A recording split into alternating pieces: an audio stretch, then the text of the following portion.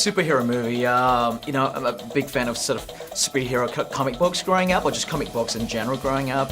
And obviously the opportunity, the chance to do a character that's never been done before, it was very exciting for me. There's a few superhero movies out there in the landscape of superhero films, but the opportunity to play with a guy that the world has never kind of really quite seen before was what was exciting, and also the opportunity for me to do a world creation film. That was something that I've wanted to do for the longest part.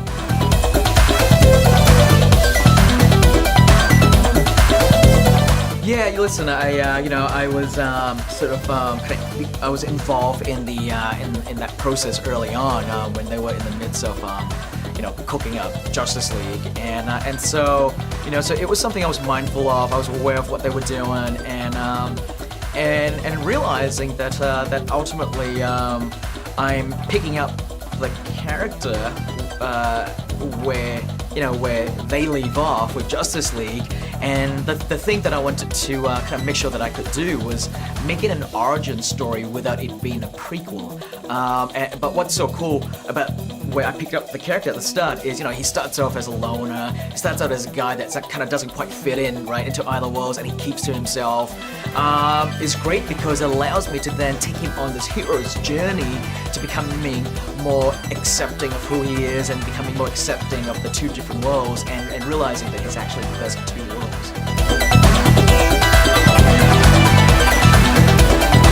From the very beginning, I wanted to put in the hero suit, the classic sort of suit from the comic book, and even like his sort of classic, old school trident as well. The trident, obviously, for me in this was his Excalibur.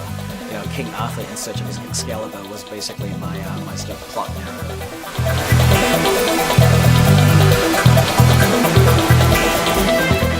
Yeah, I mean, like for the longest part, when you're designing it, you're designing it on paper in a computer sort of context, and then when you make it, it's on a mannequin, right? And you sort of put it together, it's on a mannequin, so you're like, okay, that looks cool. But then when you put it on the person that you made it for, put it on a human being, and ultimately it's Jason Momoa that the costume is made for. I mean, it just literally, the character just came to life, and I just couldn't believe it, and it was a pretty incredible moment. Yeah, it made me kind of go, okay, you know what? All the effort and time and energy it took to get the suit right, to get it looking cool, was the right thing to do.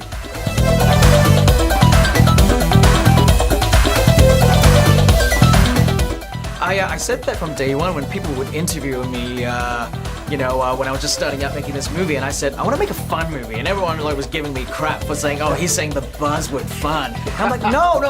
Like, I don't really know any other way to make an Aquaman movie and not have it be fun and adventurous and be a bit tongue-in-cheek, and cheeky at the same time. I feel like that's what the comic book was, and you gotta acknowledge that, you gotta lean into that, and go for it.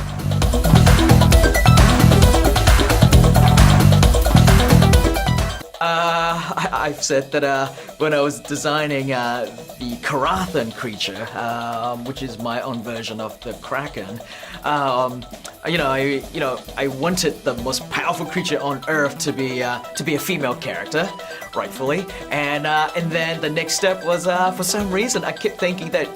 I keep thinking I keep hearing British for some reason. I keep wanting her to be British.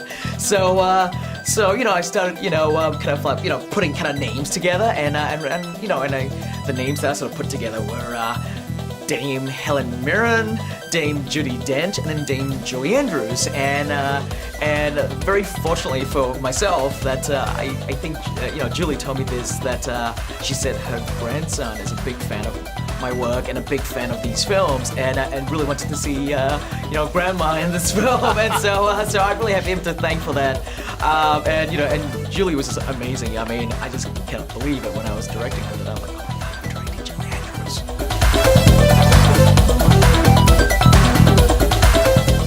I've watched it a few times, test screenings and stuff like that, and I always get very nervous and anxious with all my films about watching it with an audience, but you know, it's I think, you know, this movie was designed to be a crowd pleaser, and so it's a fun one to watch with an audience, just like my horror films are. I make my movies for you know, for sort of the big communal crowd, and I really think it's how it needed to be enjoyed, and with the vista and the visual of the film, it really needs to be experienced on the biggest screen if you can.